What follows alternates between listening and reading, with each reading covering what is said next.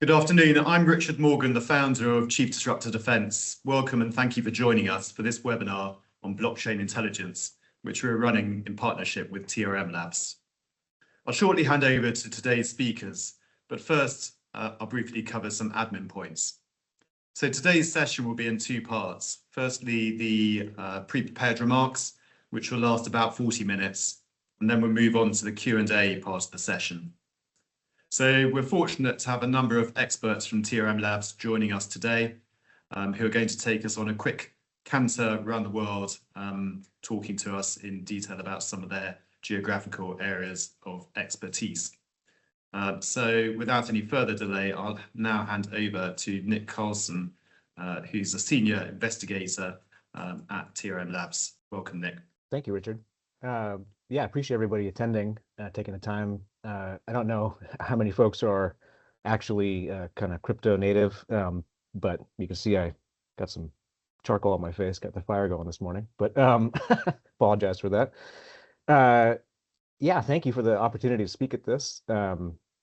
Previously, I've been here at TRM for about 5 years doing investigations on North Korean crypto thefts.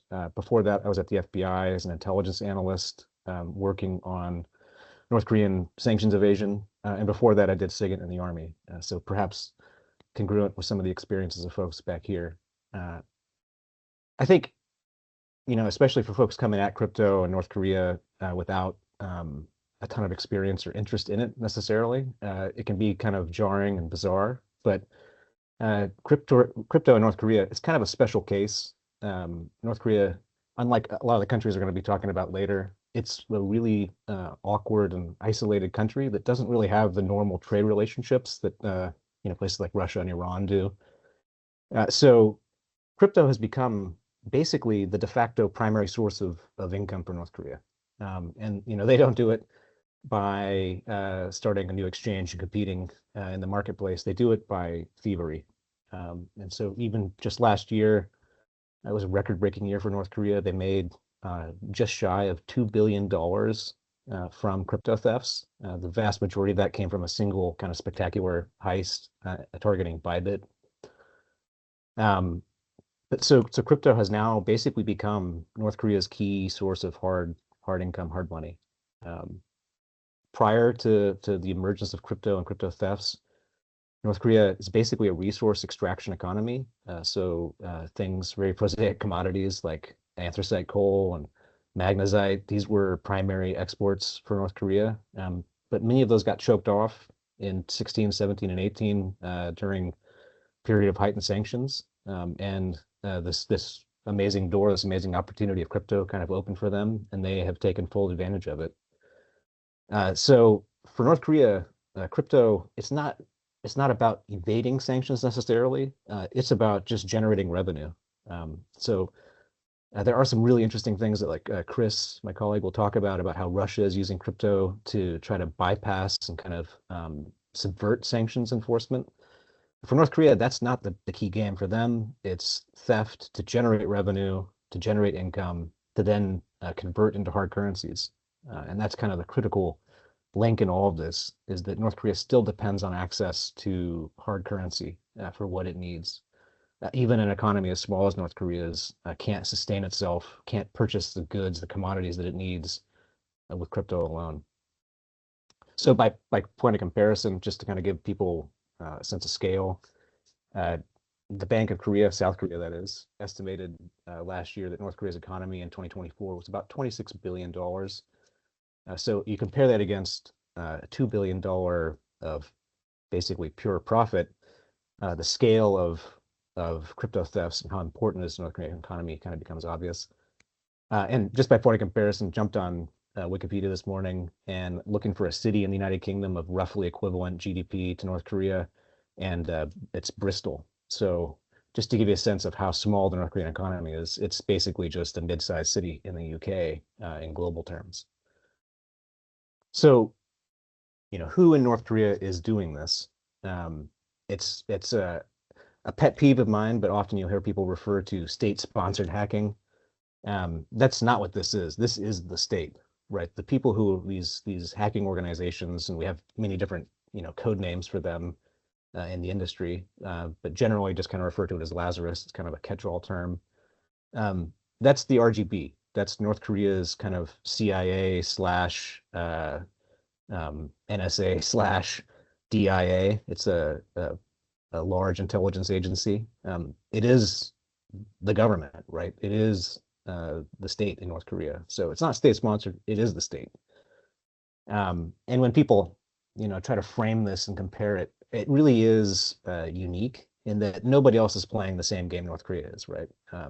There's a lot of, I think every question I get from a journalist is, why is North Korea the best at this? And I think that the proper answer to that is that they're the only competitor. They're the only people doing this, right? There is no other government on earth that has an organized hacking team that's only purpose is to steal money from individuals and businesses around the world. And that's kind of a key point is they don't really care who they steal from. They will steal from anybody. Some of their largest victims have been Chinese-owned businesses and crypto services. So they frankly don't seem to care that much. They'll steal from Russians, they'll steal from Iranians, they'll steal from anybody. For North Korea, this is kind of a Hobbesian world, right? They are doing all they can to sustain themselves. There's another kind of key source here, right? So you think about the crypto thefts, $2 billion last year. They also do a lot of IT work. So this is kind of more licit activity, right? They're working for American and European, Asian customers, pretending to be not North Koreans, often Americans, Canadians, Europeans, and they're just doing kind of prosaic, normal IT work, web development, often crypto-focused development, and they will pivot from that. We've seen several crypto thefts that were the genesis of was being employed by a company that they victimized. But a large proportion of this is just kind of traditional licit work. The hard currency numbers for that, much harder to quantify just because it's such a distributed activity. But it's probably several $100 million per year. And kind of pivoting to, what can be done to disrupt this. A lot of it hinges on how North Korea actually consumes the revenue. So North Korean bankers are the ones who actually generally handle these monies after they've been stolen and laundered. So those people are definitely targetable. We just did a partnered story with the Wall Street Journal about one, Shim Hyun Sup. He's based in China now.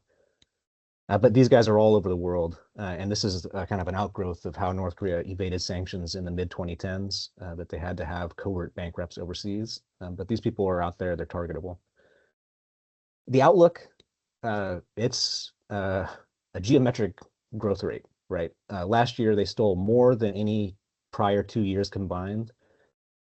It'll be interesting to see if they can achieve the same thing this year, but there's not a lot holding them back. There's not a lot of additional sanctioning or levers that the United States, the international community, the UN have to exercise here anymore.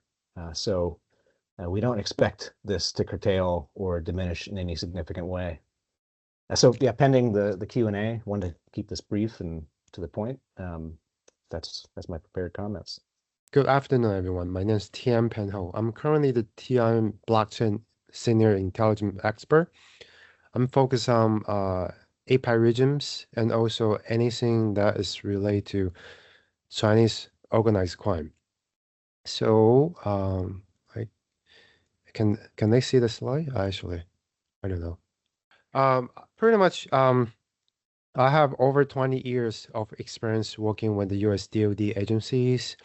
And I also, all that 20 plus years, I'm targeting all China targets. So I have full experience with anything that relate to China. So as I mentioned, I pretty much touch anything that China related. So many different category, anything you name it, like cybercrime, money launderers, CSAM, darknet market, anything you name it. But today, I'm going to share about my knowledge on the most important, which is the China underground banking system. All the entities that involved in this China's underground banking system, I have personal engagement with them. And I would like to share how they work and how they link to each other as well. So there are two major players in here. The first one is the API regimes, guarantee services, and payment services. One of the biggest one you guys might heard in the news are probably Huiwan Pay, Huiwan Guarantee, also known as Hawan Guarantee. They used to be the guarantee before Huiwan. They used to be support .NET Market support usage. So Chinese hackers they're using them for the trades. If the client don't trust them, they will come over here to use the guarantee services. So they will pay the security deposit through the system. And if there's a dispute for the trade, the security deposit will be paying for their claim. So their client will be have this ease that the trade can be done and then they won't lose the money. So that's how they all start. But then after the Huiwan bring a huge capital funds and then create their own guarantee, it changed. It changed from mainly cybercrime into money laundering, pickpocketing, support. So that is why you see all the golden arrow linked to the left that link back to the API regions, casino, pickpocketing entities, API regions money mule services, and API regions money laundering services. And this has many examples that they follow the same pattern. One of the well-known is Prince Group, that US and UK actually recently sanctioned and arrested their chairman. People don't know is that they are a pickpocketing entities, but however, they also run their own guarantee services. TRM actually have a report on this, on their guarantee services. And they heavily rely on the payment service that holds by the Huiwan as well. So their guarantee services, so you can see their on-chain footprint actually link back to Huiwan Pay as well. So that's just one of the example, like many of them. Tian currently have 50 plus guarantee in the tool. Most of the company, our competitors probably have 30 something, but we have 50 something. After they established the business, such as money laundering services, they were usually reaching out to outside of the API region. And then they were mostly remote control with those non-API regions, money mule services, money launchers. Most of my engagement with those people that at the end of the day, I use often to find out that those operator, they're actually using API region's phone number and then remote out to contact those non-API regions actors as well. So this is how they work and link together. However, another key player here is on top here, which is the Hong Kong-based exchange and broker. How they come into this banking system, they actually serve as a different role. So API regions, guarantee services, and payment services mainly used by criminals, cybercrime criminals, and of course money launderers that have direct interaction with those guarantee services, right? But Hong Kong-based exchange and broker, they are different. They are at the national level. So most of the time when they connect to anything else, usually they are connected to sanctioned countries like Russia, Iran, even terrorist group.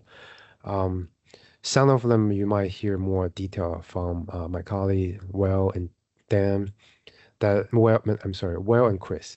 So it's just almost like Nick mentioned before. They in this cryptocurrency on-chain structure, almost every one of them are connected, especially sanctioned entities, because this has become a place for them to build a sanction invasion network, and Hong Kong is one of the key characters in China, helping them to build this network.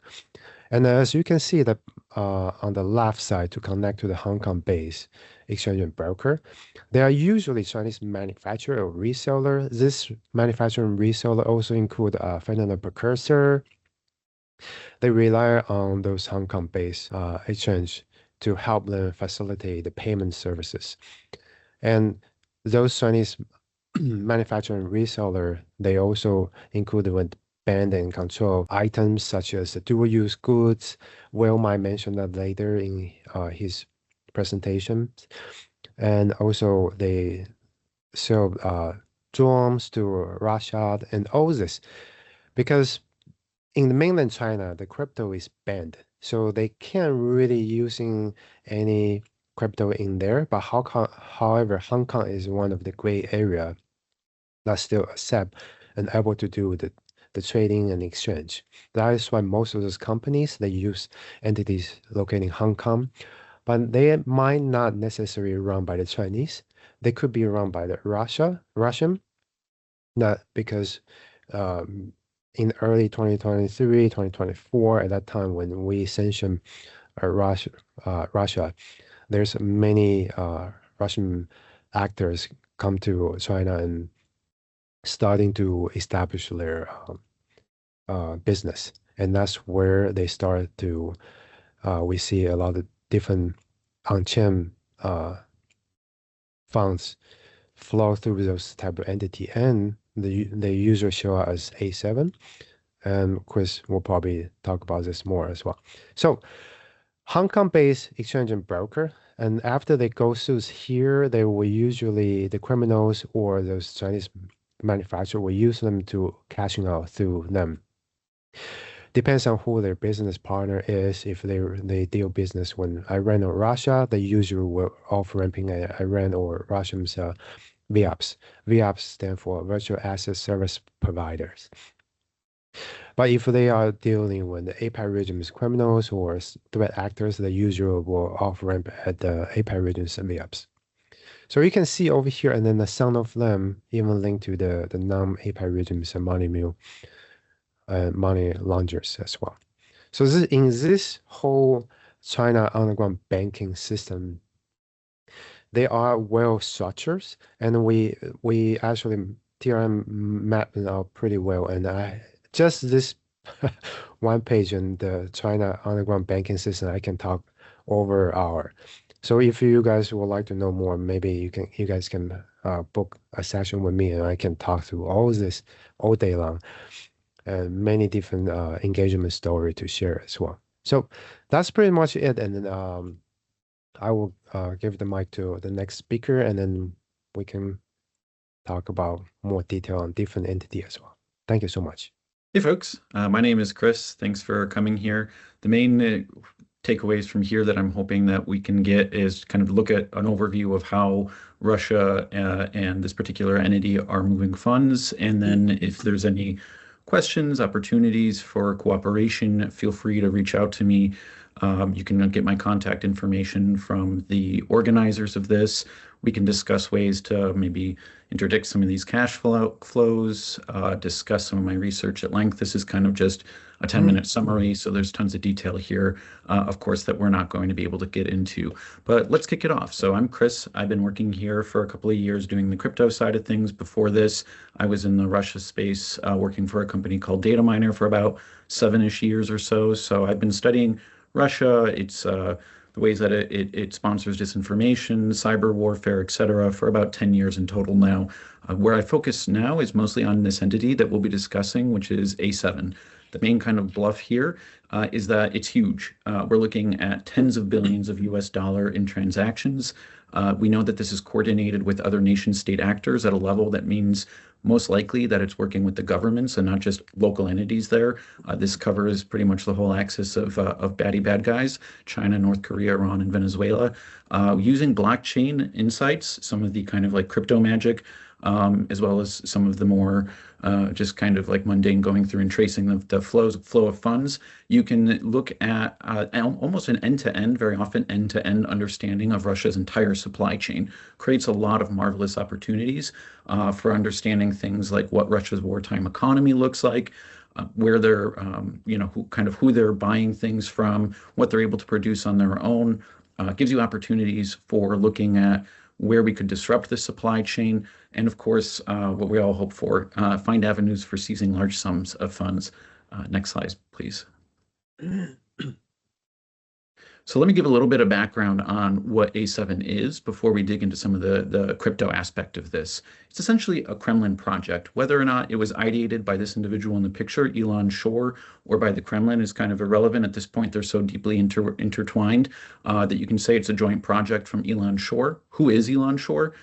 He's a Moldovan politician, kind of a politician in exile. He was very clearly a Kremlin patsy working against the pro-European, pro-EU movement in Moldova. He was also really good at moving funds around, as we saw when he stole like $1 billion from Moldova, which was a chunk of their GDP, and then fled the country. We know this project also works in alignment with the Kremlin because there's a huge leak of data from internal chats and other files that show just how much Elon Shore was coordinating with the Kremlin, to the extent that even a lot of their cyber structure was set up by security forces there. You may have also heard of A7 because they launched the ruble-backed stablecoin A75. That's been all over the place. I'm not going to go into too much detail there. If you have any questions about what we're seeing on A75, though, I do welcome you to reach out and get in touch with me. We can discuss further. But Tina, it sounds like you're dying over there. If you wouldn't mind turning your mic off. And then the next slide, please. Cool. So what can we do with these blockchain insights? One of the main things, like I mentioned, is using it as a pivot for interdicting Russia's supply chain. We, like I said, are looking at billions of dollars, tens of billions of dollars, and a lot of that is in exposure to KYC compliant exchanges around the world. What that is probably a lot of times transfers that represent procurement or sale of goods. This could be sale of Russian oil, the purchase of dual-use goods. Like I mentioned earlier, you can use this to kind of build a holistic understanding of what Russia's wartime economy looks like, especially how after all these sanctions, kind of the damage that's being done there and how much they're relying on foreign partners. And using crypto insights, you can then track kind of what foreign partners they're working with. And then even at times, some of these funds are kind of consistently flowing through the same exchanges. You can use that as an opportunity then to predict where the funds are going to go at what certain times, work with these exchanges to seize some of the funds that are going through them, as well as other mechanisms like potentially even T3 could be used to seize funds there. So yeah, really, we're talking about really a huge opportunity to go after a chunk of Russia's GDP in terms of seizing funds, or even just insights and intelligence insights. Next slide, please. One thing that was really cool about all of this was being able to see with your own eyes just how much Russia and China are working together. As Tian alluded to earlier, Chinese crypto economy isn't so much nascent, but it is at a stage where they did rely on Russia for at least the past couple of years. What we're seeing is we're going through some of these A7 addresses and using some of our crypto techniques, and I'm happy to go into more detail. It's not as esoteric as it sounds, but what we're able to figure out with high confidence is where some of these Chinese entities, we're talking about like electronics resellers, freight forwarders, crypto to cash intermediaries, etc., are likely using A7 as a crypto broker. These addresses are managed by A7 entities. And I say A7 entities because very often A7 has set up a complex network of countries or companies across various countries. However, they're largely shell companies, front companies, and some of them are ones that are serving as brokers for Chinese entities. Really shows a huge integration of Chinese companies and Russian government on the other hand, which, if you think about how kind of the Chinese economy works, pretty strong sign that there's some tacit, at least, Chinese sign off on a lot of this. And again, this is, we're talking about potentially billions of dollars that's being shared between these entities. The next slide, please. Well, another thing here that we're looking at, of course, coming from America, I couldn't not bring up Iran. We'll go into a lot more depth here. But what we're seeing also is where this, a lot of these payment rails, a lot of A7 aligned entities have exposure, are often using the same payment rails as Iran and Venezuela both. We're seeing connections where, an address that was connected, we believe, to Venezuelan oil purchases also is sending funds over to a confirmed A7 address. This intermediary address that's sending these funds in purple in the picture here shows over $1.7 billion in volume. and is connected to dozens of other high volume addresses, many of which have hundreds of millions, close to 1 billion in volume, that cumulatively would amount to billions of dollars of funds that you could then track and see, okay, so this intermediary address sending funds to, Iran and Venezuela, these other addresses that we don't have confirmation on, let's explore those. Let's see where those funds are going. Are they working with other nation state actors? Are these other oil purchases? There's a lot of opportunities where if we were to use this as a pivot, we could understand exactly where these intermediaries are working with other nation state actors too. Really interesting stuff. Let's go to the next slide. Another one we saw that kind of shows the integration with other nation state actors. As you heard from Nick, these aren't just state-backed hackers when we're talking about North Korea, they are the state. And so what we're seeing are funds that are coming from North Korean hacks in at least one instance, were being funneled through a series of addresses that were first set up by A7 and then ultimately ended up at A7, which is really interesting. The whole point of A7 is the procurement of dual use goods, business to business type trade, and yet we still see it being used for the movement of, I think this amounts to billions of dollars, if I'm not right, so several $million in funds that were related to a hack from another nation state actor. Which isn't, I don't think, how it was originally intended to be used. Shows some interesting insights there about how kind of some of these common payment rails can be used for all sorts of illicit activity, and also provide an opportunity for us to see just how integrated some of these nation state actors are. And one of the things, the takeaways here is that some of these addresses, if you go back to when I was talking about some of the Chinese brokers or the Chinese entities using crypto brokers from Russia, what's interesting about that angle there is that some of those entities have been active for a couple of years, long before A7 was originally supposedly ideated, and certainly before it was implemented at the end of last year. And we see that that's the case here. Some of these addresses also look like they've been around for a while. What's interesting about that is this probably shows that A7 is integrating some other entities, potentially Chinese money launderers, potentially entities local to other jurisdictions that have served as facilitating illicit finance. And they've integrated it into this larger network of sanction evasion that's completely backed by the Russian government, as well as integrated into economies all across the world, really. Really shows kind of a high level of integration here between these nation state actors. And I believe that's it. At this point, I'll pass it over to, oh, sorry, I forgot my takeaways. The last thing I kind of wanted to go over was what we really talked about at the beginning, which is just highlighting that it's a government-backed project. We're looking at tens of billions in volume, and that by looking at the blockchain evidence, you can really peel back some of these insights and show the integration here, and to be able to then provide insights that would fuel whatever kind of national security outcomes you're hoping to achieve, as well as seize potentially billions of dollars. So really interesting opportunity that's been given to us here by the Kremlin to potentially interdict a lot of these funds and their supply chain as well. But on that, I'll pass it over to our last speaker, Will, who'll be talking about Iran. Hi, everybody. Nice to meet you all. My name is Will Doran. I am a senior blockchain intelligence analyst here at TRM Labs, and I cover all things Iran on the blockchain. Mainly, as of recently, I've been focusing mostly on Iran's sanction evasion networks and how they're leveraging crypto to fund the IRGC.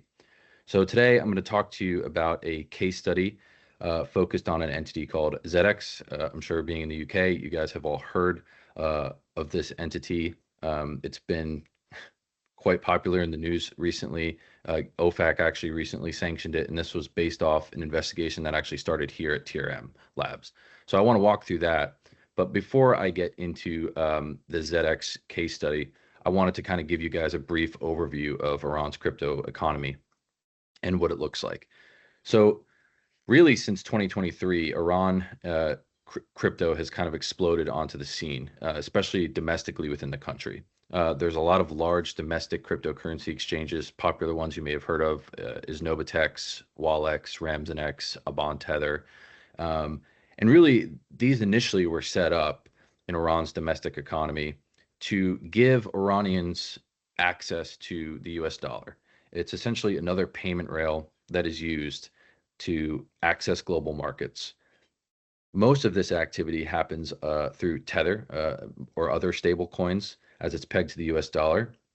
And so it gives Iranians a chance to not hold their money in rial, which, as you know, typically collapses within the country every 2 to 3 years.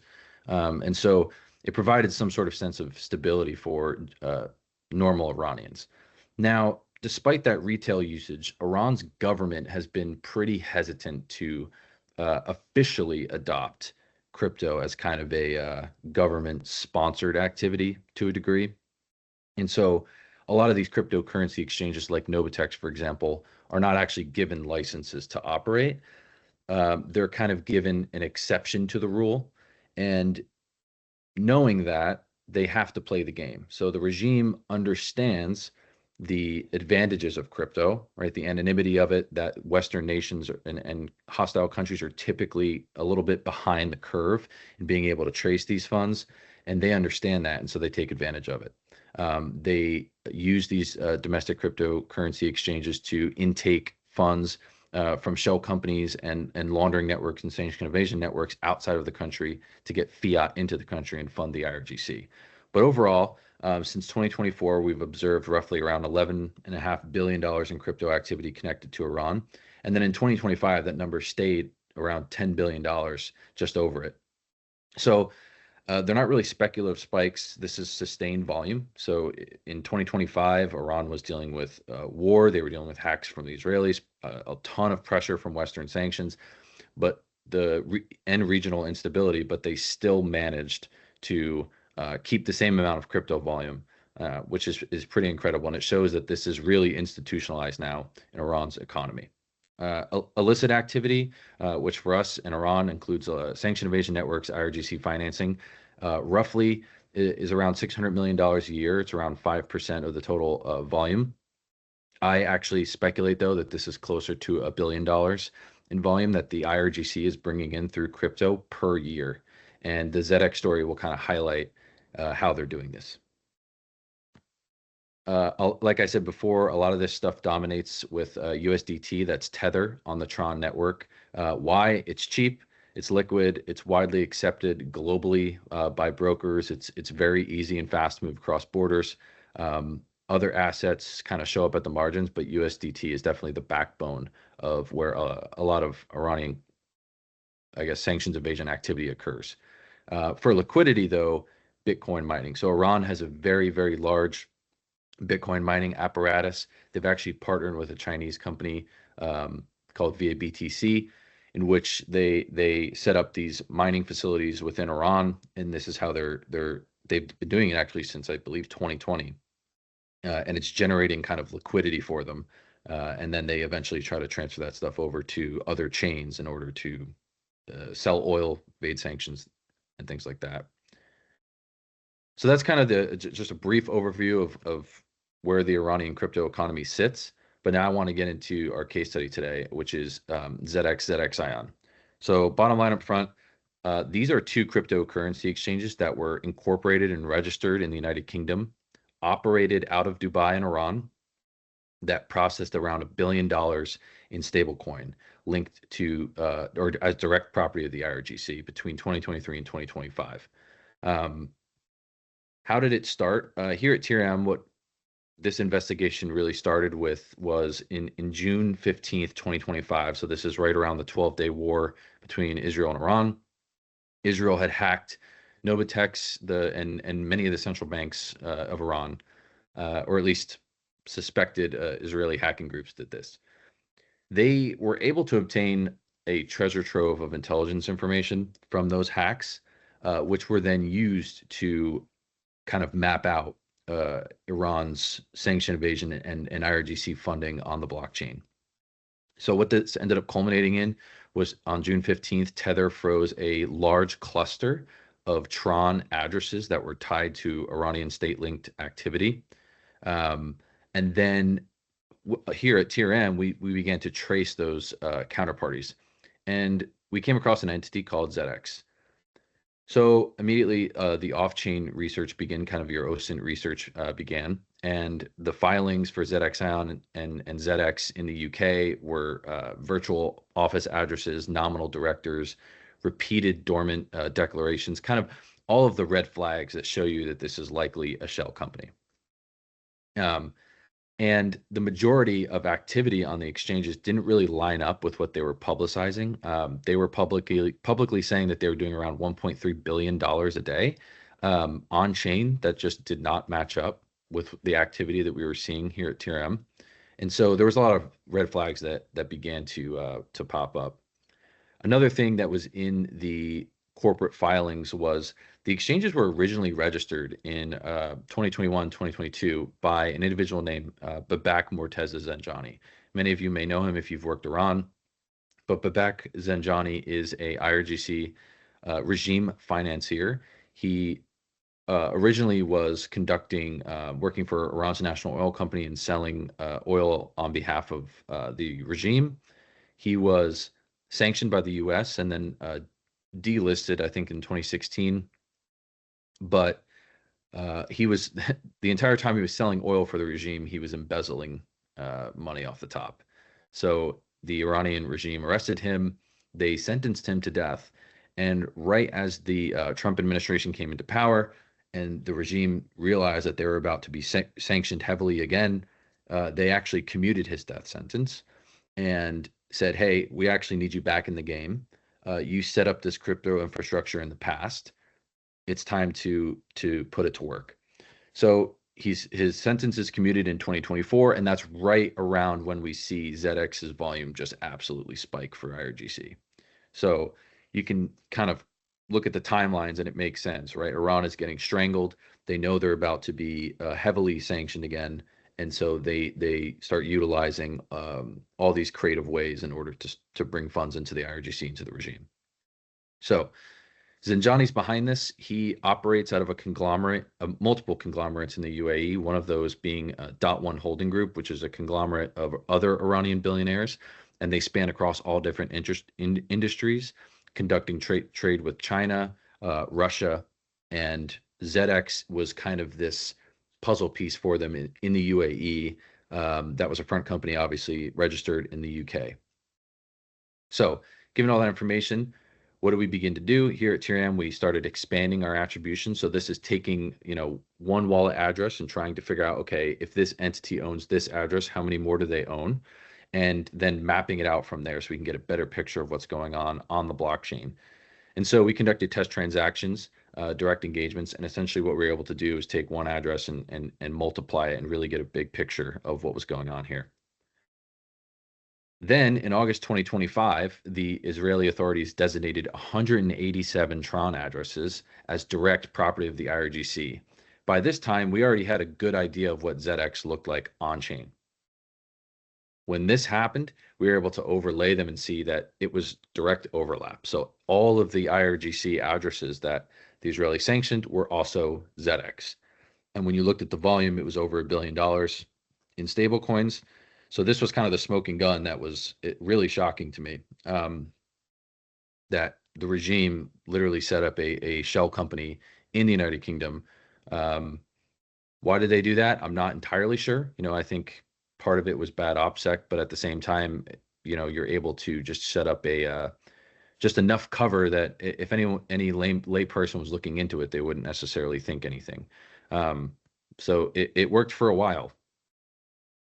Some of the things that we saw with ZX, besides just the IRGC facilitation of transfers, was a $10 million transfer of Tether to a direct Houthi designated, US designated Houthi financier, Saeed Al-Jamal. So there was also some terrorist financing going on. And again, this is an example of how Iran can even fund its proxies through cryptocurrency. So just another indication of operational use, not necessarily like accidental exposure here. So why this matters, there's really nothing else other than blockchain intelligence that would have revealed this. Traditional financial monitoring would not have surfaced it, but blockchain analysis allowed us to quantify the scale, map out the network, connect the corporate shells to wallet behavior on chain, and cross-reference different sovereign designations. So the big takeaway from this case in ZX is that the IRGC is getting very creative, and the regime is getting very creative in how they fund their operations. This was a case of institutional infrastructure that they set up overseas in order to get fiat into the country. And I think that that's different than what we've seen in the past. In the past, typically it's been shell companies in various different jurisdictions that are conducting normal trade, and then they have to kind of come up with very creative ways to get money back into the country. But now this is happening at the speed of light. I mean, this is, you set up a cryptocurrency exchange. It doesn't take very long to get Tether into your domestic economy. So I think that for national security, from a national security standpoint, blockchain intelligence is very important, and especially combined with other intelligence disciplines, you can really put all these pieces together, map out networks, and then take them down, as you saw in this case when we sanctioned all of these entities. So this concludes my brief, and happy to hear your guys' questions.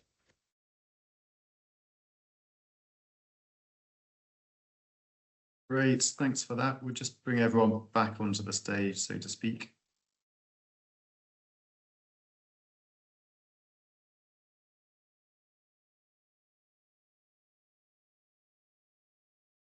So quite a lot covered there. So we're now going to move on to the Q&A part of the session. So just a reminder to everyone that you can submit questions either by using the Q&A icon at the top of your screens, or alternatively by emailing questions to defense@chiefdisruptor.com. And that's defense with a C rather than an S. So we've got a number of questions that have come through already by email. So let's see how many we get through. So first one for you, Nick. Question is, why have the US and allies so far been unable to stop North Korea's crypto thefts? Yeah, so it's a bunch of factors, right? I mean, crypto itself has a lot of security features that make it difficult to disrupt. The native assets that North Korea likes to steal or convert to, like Ethereum and Bitcoin, they can't be remotely disrupted. And even, when the final kind of offloading occurs, and it goes to the conversation Tien was having, right? That there are these highly liquid Chinese money laundering groups that North Korea partners with. They often use Tether stablecoin, which is remotely freezable. But the speed with which those transactions happen makes it very, very difficult for law enforcement to have probable cause to actually seize and forfeit those funds. So there's a lot of barriers basically to the disruption side of it. And then the other part of this, right, is that everybody's basically playing a defensive game here, that the tools that are being used to try to combat North Korea's crypto thefts are entirely defensive in nature. So we basically do only response after the event occurs, right after the theft happens. And I think anybody, with a military background mindset is kind of frustrated by that idea that we play a purely defensive game, right? You don't win with defense. So, my own take on this is that for us to actually make a dent in this, to actually dissuade North Korea, we have to take more offensive actions, and that can be a pretty broad range of stuff. Simply investigating and pursuing the Chinese money laundering networks would be a huge step forward, which is not really happening right now, aside from the work Tien is doing. But also offensive cyber. The idea that, on the blockchain, right, we can see a lot of activity, we can track a lot of activity. And if there were major disruptions occurring, right, if say the, intelligence agencies of the United States or South Korea were actively hacking, disrupting, and stealing back assets from North Koreans, we would see that, and we don't. And that, quite honestly, kind of perplexes me, why we're not doing those things, why we're not attacking the brokers, the hackers directly using offensive cyber tools. So I think until we start doing that, it's not going to make much of a dent. Thank you. So the next question is for Chris. And the question is, what are some actions public sector researchers can take right now to disrupt and monitor the A7 network using blockchain intelligence? Yeah, I think the main thing is obviously we can work with T3. We could consider opportunities of working with some of these exchanges and really trying to seize some of the funds that are moving through a lot of these VASPs, other organizations.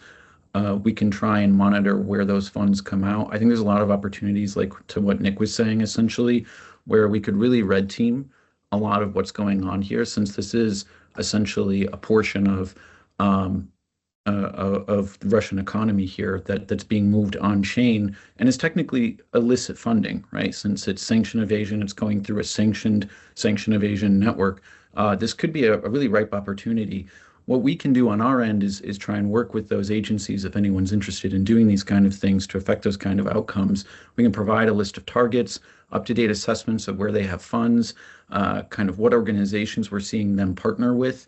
We see a lot of it's, everyone's talking about Kyrgyzstan and the funds that are going through there, but honestly, this is just one example where Russia has leveraged its historical and kind of social, cultural, political, financial ties with other, I hate to say it, but former Soviet republics where, like Georgia, for example, Uzbekistan, other countries, we know where these funds are going through. We know that they're procuring parts or helping logistically move things. So there's a lot of opportunities, and we're seeing this on the blockchain too. So I think if, working with us and interested partners that would want to gain insights into where these funds are ultimately going, where some of the funds are coming from, if you want to provide just an understanding of Russia's wartime economy versus maybe you want to actually get in there and try and seize some of these funds too. All of those are opportunities really that are just kind of like low-hanging fruit where we could really provide a ready-made list of targets to anyone that's interested in that kind of thing. Thank you.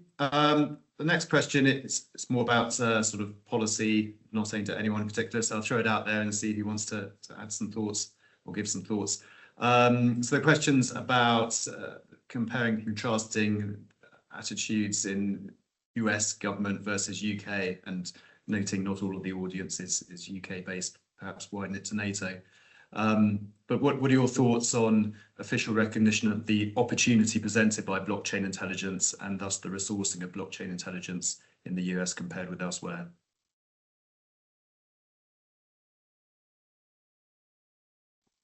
Is that a question for all of us, or who is that addressed to? Yeah.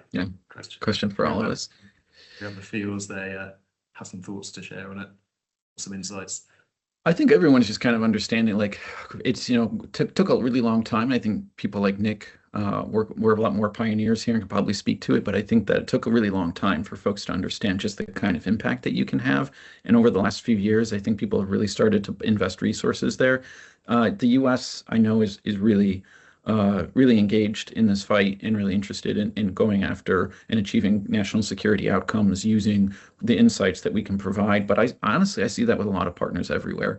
I see that in Europe, the UK, really everyone that I've talked to that cares about Russia cares. They don't care how they do it. They just care that it gets done, and they're very receptive to working with crypto. If I go to more cybersecurity focused events, if I go to more national security, sanction evasion, counter espionage focused events, what I hear all the time is just, this is great. We'd love to get some of this information because we just want to make it go away. We want to kind of, as Nick said, get on the front foot, and this gives us a great opportunity to do that pretty much everywhere that I've been. But I don't know if the other folks here have different experiences.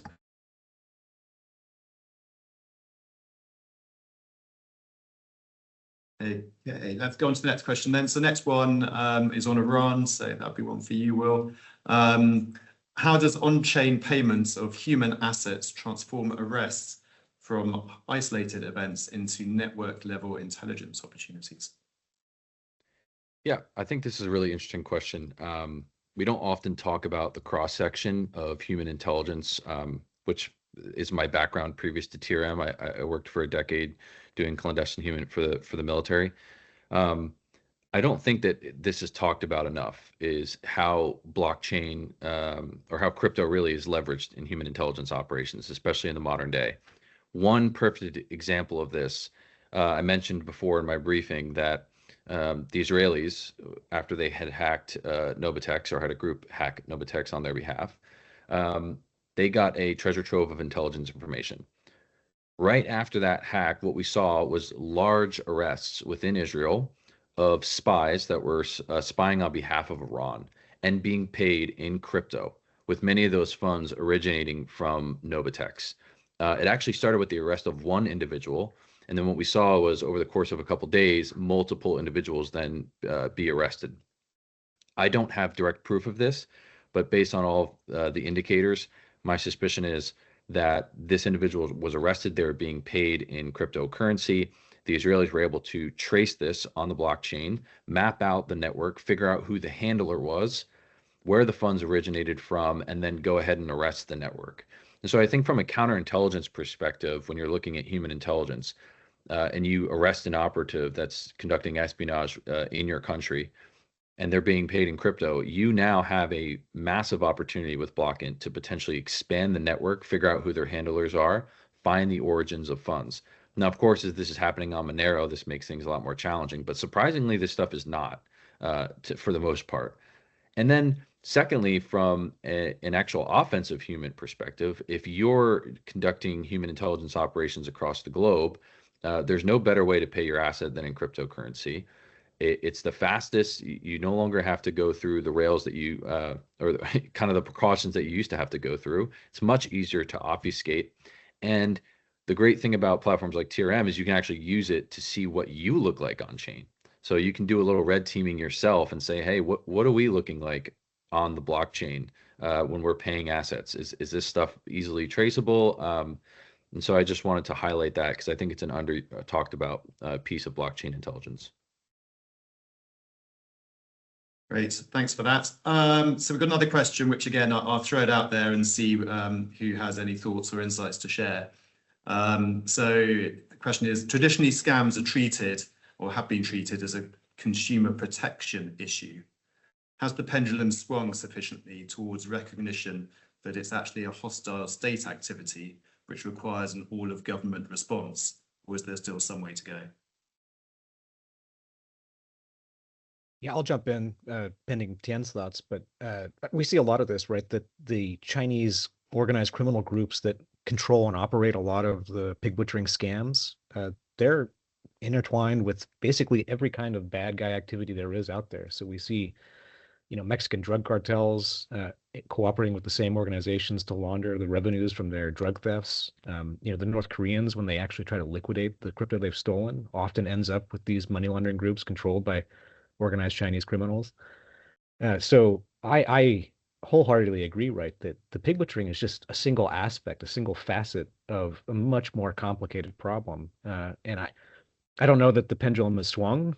It's swinging, I think. And there's certainly been a lot of pressure, even from the Chinese, I think basically from a embarrassment perspective, not actually, deliberately trying to enforce and protect consumers and the law.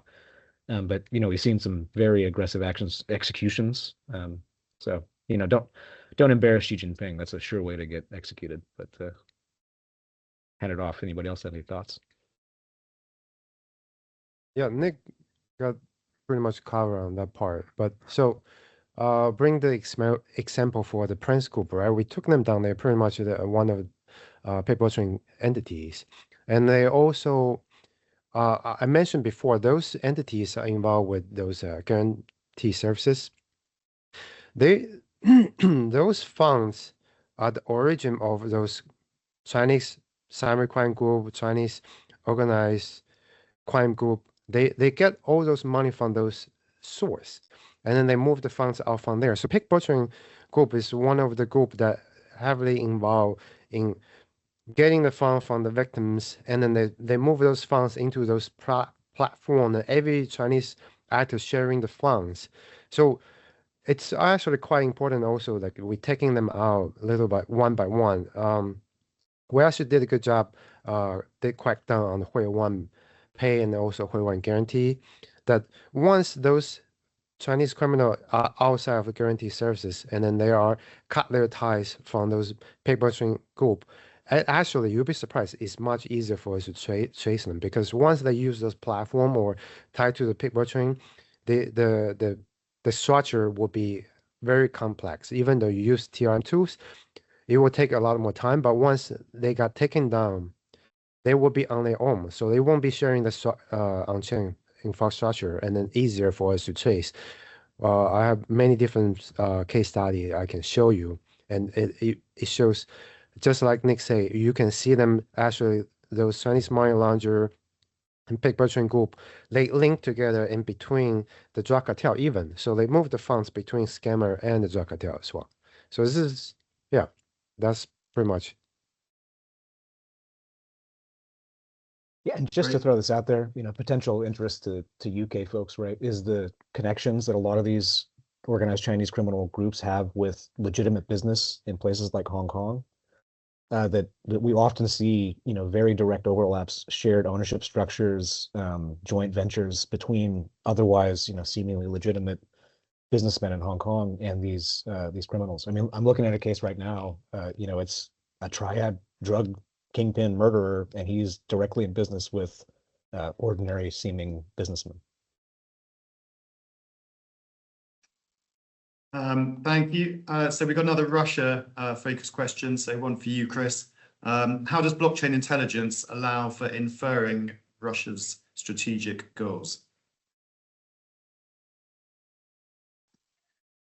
Yeah, that's a good one. I think really the main takeaway I've gotten from A7 and all of Russia's sanction evasion over the past couple of years is how much they are invested in the current payment rails that they have built that are deeply aligned with these nation state actors.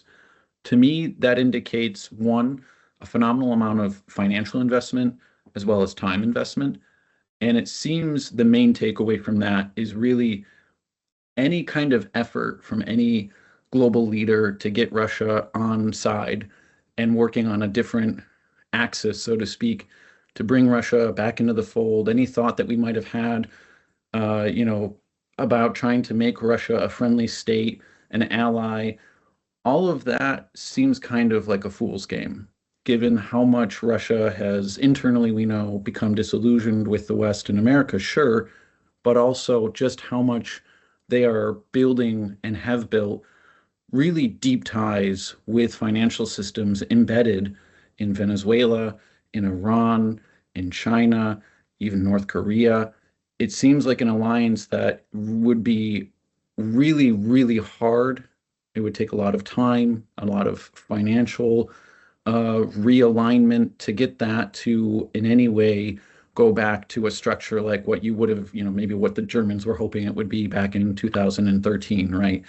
So my main takeaway from all of this is Russia's current alignment, the way that it currently cooperates with countries, it's very deep, it's very financial, which we know is a main incentivization for a lot of different actors. And to me, that speaks to just how much there's very little interest on their part or incentive to realign with any other kind of group of countries. Thanks for that. So I think we are out of time. So unfortunately, we won't get through all of the questions. However, I'd like to take this opportunity to thank all of the panelists for both your briefings and for taking the time to respond to the questions. As I mentioned earlier, there will be a post-event email that will be going out, which will contain links to both TRM Labs' 2026 crypto crime report and also the new report on hidden signals on the blockchain, why national security needs blockchain intelligence. So links to both of those. Also contact details of TRM Labs if you wish to either follow up conversations with any of today's panelists or get more information on anything that's covered, or if you didn't get the opportunity to have your question asked, you can speak direct to the panelists and have a conversation with them about your question. Can I also take this opportunity to quickly highlight our next defence activities, which may be of interest. So in March, we'll be running both the Defence Sustainability Conference and also Defence AI Connect for the third time with the Defence AI Centre. So if either of those are of interest, you can register via the website. And then in June, we're going to be running the Defence Communications Conference, or Defence Strategic Communications Conference, which will be looking both at defence media operations and information operations. So you can register for all of those via our website. And if you'd like to be kept up to date with our defence activities, please do follow me on LinkedIn.